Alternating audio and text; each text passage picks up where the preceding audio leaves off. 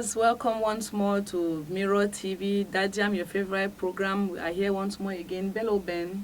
Salut à toi, Cécilia. Salut à tous les téléspectateurs et bien sûr tous les viewers qui regardent Dadiam aujourd'hui. Alors, Cécilia, on parle de quoi? Today is a very interesting day because we will be laughing our lungs out today. Ah oui, surtout que c'est le week-end. On va se détendre. That's true. So today we will be talking about this wonderful man. He is our brother, our father, our uncle. You can name him. C'est une icône de la comédie camerounaise. A comedy icon. Voilà, il se fait appeler Nayatola Comédie, il se fait appeler Honorable Safogen, il se fait appeler par beaucoup d'autres noms, n'est-ce pas, de la comédie camerounaise. Voilà, il a commis des titres assez alléchants, parmi lesquels on a le téléphone circulaire. Certainement, ça te rappelle quelque chose et ça vous rappelle aussi beaucoup d'autres choses. Mesdames et messieurs, on va tout simplement vous inviter à cet entretien, super entretien, n'est-ce pas, de l'équipe de Dadiam avec un Kokam Narcisse. Il faut bien le préciser, Narcisse c'est 6. Tout simplement. Et il tient bien à le dire, Narcisse, pour pouvoir compter. Tenez. 35 ans de galère, 35 ans de misère, 35 ans. Ouais, après 35 ans, je me sens le même, hein, je me sens le même. Je suis toujours jeune, vous savez, avec l'humour, comme les arts de manière générale, on est toujours au début. Hein, c'est comme la pierre de Sisyphe en philosophie, on pousse et puis dès qu'on arrive, ça retombe. Donc, mais ça vous rend jeune, ça vous rend toujours... c'est comme si j'étais au premier jour de mon temps. Non, mais justement, on serait au paradis. Si on avait... Non, au contraire, même 35 ans après, j'ai l'impression que les gens rient moins. Les gens sont frustrés. Parce que, bon, on s'est beaucoup plus... orienté vers la mort, vers tout ce qui est cynique, sinistre. Et malheureusement, aujourd'hui, ça nous revient comme un boomerang. Et les gens ne sont pas heureux. On n'a pas mis les choses essentielles devant. Et moi, j'estime toujours que l'humour, le rire, les arts, de manière générale, c'est essentiel dans la vie. C'est ça qui donne le contenu de la vie. Mais on a pensé, nous, que c'est d'autres choses qui étaient importantes. On a privilégié ces choses. Et vous voyez comment les Camerounais aujourd'hui sont tristes. Oui. Quand je commençais il y a 35 ans, il y avait une société qu'on appelle la SOTUC. SOTUC. Une société de transport, elle est fermée. Moi, à l'époque, j'y ai travaillé comme communicateur. Et on a encouragé les Camerounais à prendre les transports en commun. Hein, à prendre le bus, à être poli dans le bus, à créer un espace convivial dans le bus. On n'imaginait pas du tout que les Camerounais pouvaient prendre le Ben Sikin. Ouais. Ben on l'a pris. Bientôt même, je crois qu'on va prendre l'âne. Ou le vélo aussi. Ah oui, sauf que l'âne, il faut le nourrir. Hein. Ça commence comme une blague. Et puis ça finit comme toute une histoire. Non, mais... Surtout parce que vous êtes ancien volleyeur aussi. Oui, le volleyball, le volleyball, c'est bon, c'est tout autre chose, même si c'est la même chose. Ouais. Depuis tout petit, parce que j'ai commencé tout ça à l'âge de 11 ans. Hein. J'étais volleyeur, je pense que j'ai commencé le mini-volleyball à 11-12 ans. Parallèlement, j'aimais bien faire les sketchs, du théâtre à l'école. Et en avançant, c'est tout ce que je savais faire. Et je me suis dit, ben, pourquoi pas? Ça semblait plaire au public. Le déclic, on avait organisé, moi je me souviens, j'étais encore en classe de 4e, il y a, je sais pas, 45 ans. J'étais encore, on a fait un spectacle, l'entrée était à 25 francs, avec mes camarades de classe. Ça veut dire qu'on avait déjà un peu conscience que un numéro qui est bien réglé, qui est attractif, ça peut avoir des conséquences sur le plan économique. Donc, on s'était déjà habitué à cette idée-là qu'il faut parfaire nos numéros pour pouvoir gagner quelque chose. Ouais. Bien sûr, on ne gagnait pas toujours, mais c'était déjà ça. Et cette expérience-là, c'est ça la vie. Ouais. C'est devenu une profession à force d'invitation, parce que bon, j'étais quand même sollicité ici et là pour mettre la joie. On peut dire qu'il y a la préhistoire. Vous savez, il y a 40 ans exactement, je suis passé à une émission à Radio Cameroun qui s'appelait Roue libre. C'est présenté par un comédien aussi, un journaliste qui était comédien, parmi les plus anciens comédiens, qui s'appelait Lucien Mamba. Et donc, on passait dans cette émission pendant les vacances, et ensuite il nous a sélectionnés pour jouer dans une troupe de théâtre qui s'appelait le théâtre saisonnier. Le théâtre s'appelait le théâtre saisonnier, et la pièce qu'on jouait s'intitulait L'étudiant de Soweto. Wow. Alors c'est une belle pièce qui présentait la situation en Afrique du Sud. Donc c'est en 79. Oui. Il y a eu en 76 les événements de Soweto avec plus de 600 morts. Dont on représentait ça sur scène pour montrer un tout petit peu les... Pour décrier, pour dénoncer. Voilà, donc une très belle pièce. Et à ce moment-là, on a fait des tournées. On a joué à Yaoundé, à Bertois, à Batouri, à Douala. Et c'est pas facile, hein, il y a 40 ans, c'est pas facile. Oui, bon, on n'y pense pas, hein, on pense seulement aux numéros qu'on veut faire. On pense à se cultiver pour... je veux dire, c'est pas ce qui me motive, ce n'est pas d'occuper une quelconque place dans le... Oui, j'allais dire que les Camerounais sont devenus villageois. Ouais, 40 ans après. Avant, les Camerounais étaient des gens distingués. Les Camerounais allaient au théâtre. Ils avaient déjà une petite culture qui demandait à être peaufinée, à évoluer. Mais on est rentré dans une espèce de nécessité. C'est-à-dire, ce qui s'impose à nous aujourd'hui, c'est la survie, c'est manger. Vous voyez, c'est les Camerounais qui ont fermé les théâtres pour en faire des commerces. C'est les Camerounais qui n'ont pas développé un savoir-vivre, comme on dit. Parce que lorsqu'on parle du vivre ensemble, moi j'allais dire savoir vivre ensemble. Parce que vivre, c'est un art. Chez les humains, il faut apprendre. Il faut apprendre à vivre.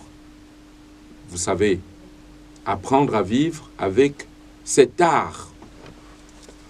Hein, c'est tout un art. On ne va pas vivre comme les animaux. Parce que les animaux vivent. Et vivent aussi ensemble. Ils vivent aussi ensemble. Mais dans le vivre ensemble, c'est le savoir vivre ensemble. Donc ça signifie qu'il faut qu'on s'adapte les uns aux autres. Qu'on propose aux autres des choses agréables. Un petit rire, un petit sourire, de l'amour, vraiment quelque chose que... Parce que la vie n'est pas seulement quelque chose d'humour. Voilà, voilà. Alors, c'est l'observation. J'observe comment les Camerounais se conduisent, leurs aspirations. Vous savez, un humoriste ou un artiste doit être curieux.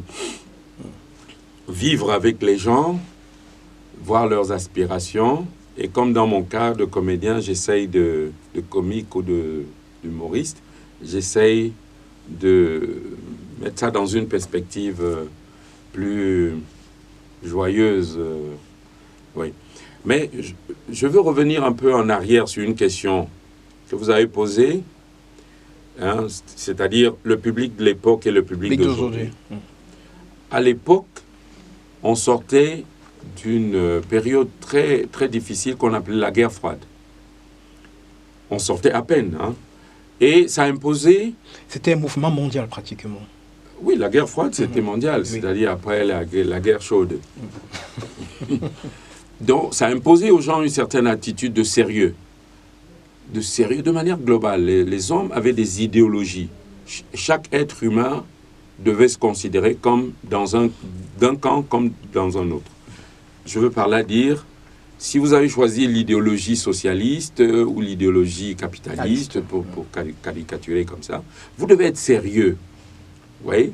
Les grands États qui dominaient le monde, tout ça, ils avaient des espions partout dans le monde et tout. Donc, c'était un monde où il y avait de l'idéologie. Aujourd'hui, il n'y a plus d'idéologie. Même les artistes avaient une idéologie, c'est-à-dire, lorsque vous créez un sketch, créez une pièce de théâtre ou une musique, ça ne doit pas être seulement le rire pour le rire. Ouais. Ça doit viser la construction d'un monde. Même s'il est juste imaginaire, même s'il est juste fictif, mais ça doit être un projet global dans votre esprit. C'est-à-dire, ça ne doit pas être un amusement. Parce que le président du parti d'en rire, moi j'ai mon parti politique qui s'appelle le parti d'en rire, il dit bien, ce n'est pas le parti des rigolos. Ni des rigolards. C'est le parti d'en rire.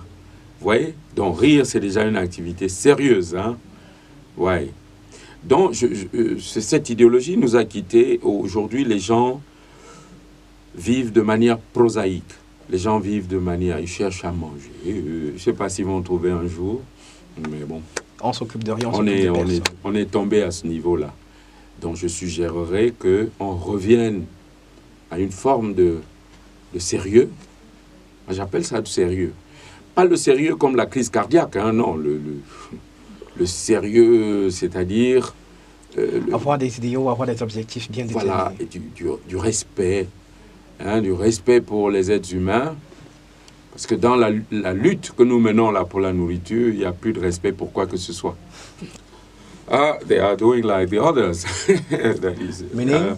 Looking for something to eat. Some are very inspired. Some are very inspired. They need more culture, and they need to link what they are doing to the general context. Yeah, context, because it's a way of fighting. Yesterday it was fighting for the liberation.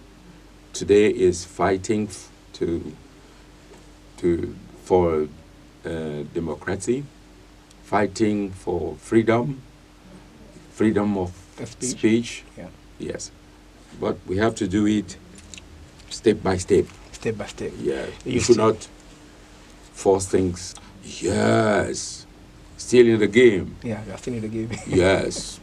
You know, very soon I'll be shooting for my first ever movie.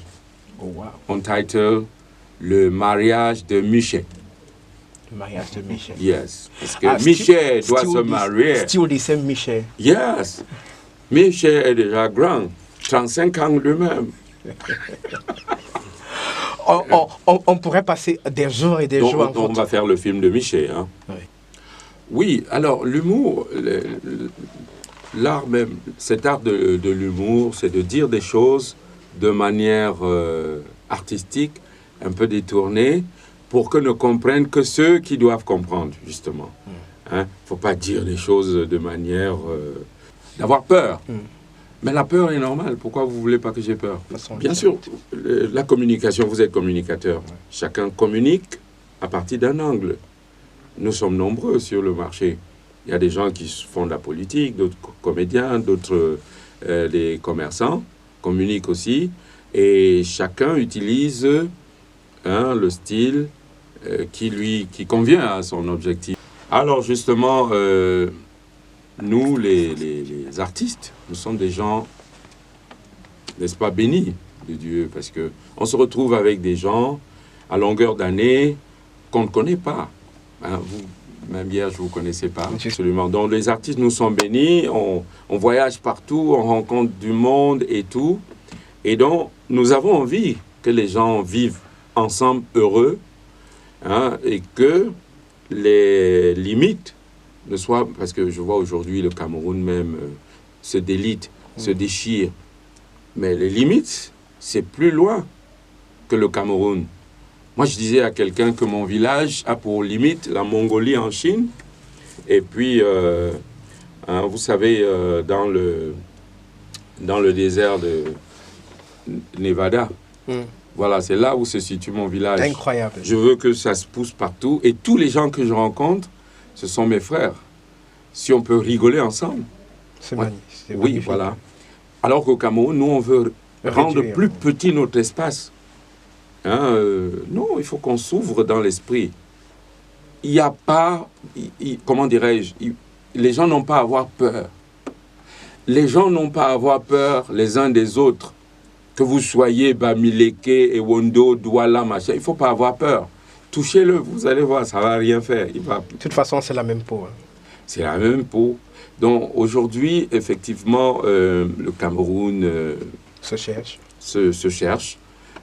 Ma seule suggestion, c'est que le médicament, c'est le rire. Il faut apprendre à rire. D'ailleurs, j'ai un livre que je sors bientôt qui va contenir l'ensemble de mes sketchs qui s'appelle « J'apprends vite à rire ». Magnifique. Oui, parce qu'il faut inscrire ça au programme scolaire. Dès tout petit, les gens doivent apprendre à rire. Alors, le maître arrive le matin, 1, 2, 3, 4, riez. Vous savez, la jeune génération, je me considère aussi comme jeune génération. Il ne faut pas trop en mettre. Je leur dis, continuez à rire. Du moment où vos blagues vous font rire vous-même, tant mieux. Parce que si vous vendez une marchandise, il faut que vous-même vous puissiez consommer. Ce n'est pas du poison en même temps. Voilà. Donc, riez de vos propres blagues, riez de vous-même. Riez de vous-même. Ah oui. Et là, le Cameroun va petit à petit sortir de cette ornière. Voilà, je pense bien. Il faut qu'on... Yes. Let me propose a little bit of... Yes. Que depuis que je suis à l'Assemblée nationale, ma vie a complètement changé. Aïe. Vraiment complètement changé. Les gens de mon village sont venus me voir l'autre jour, chez moi, dans ma villa. Il me dit que, monsieur l'honorable, nous voulons le changement. Nous voulons le changement. Nous voulons le changement. Ils étaient nombreux. Nous voulons le changement. Ils ont même failli faire grève chez moi. Nous voulons le changement. Et j'ai dit oui, je vous ai compris. Je suis allé directement, j'ai changé ma voiture. Oui, je l'ai dit, vous voulez le changement, non? Avant, j'avais la 504. Maintenant, c'est 4x4. 4x4. Pour moi, tout c'est... C'est magnifique. Retour sur le plateau, mesdames et messieurs. On espère que vous avez connu un assez bon moment, un agréable moment avec le notable Sarfogen. Mokam Narcisse, il vous l'a dit, il prépare le mariage. Cécilia va mourir de rire sur ce plateau. Elle va mourir de rire sur ce plateau. You cannot avoid it. You must laugh because the man, just looking at him, just his appearance alone just makes you to start laughing. He is our own, this popular comedian, Mr. Ibu in Nigeria. He's our own Mr. Ibu in Cameroon. Allez, la comparaison là pour moi n'a peut-être pas lieu d'être. Mais quand on regarde... I believe that this fun is not only ending here, and I believe you guys out there are also having a wonderful time because nobody can see Kokam Narcisse without smiling from molars to molars. Le sourire va jusqu'aux oreilles, n'est-ce pas? Cécilia va mourir de rire sur ce plateau, chers téléspectateurs. C'est aussi ça, c'est Kokam Narcisse, quand vous le regardez, ne serait-ce qu'à le voir, vous pouvez déjà commencer à rire. Et quand je me suis amusé à lui poser des questions relativement à sa carte d'identité, il me fait comprendre. Quand je lui dis, tu as quel âge? Il me dit, il a 1m85.